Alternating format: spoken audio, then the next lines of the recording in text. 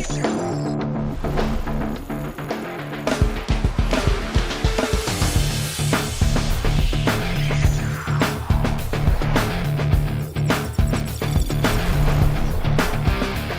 Dog's complete range of foam cell and adjustable struts are available as both separate components and as completed strut assemblies.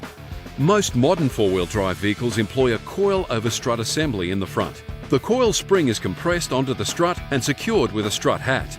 The spring rate at the required compression to assemble the strut can be more than 1,500 pounds, which means specialised equipment is required. Trying this at home is downright dangerous.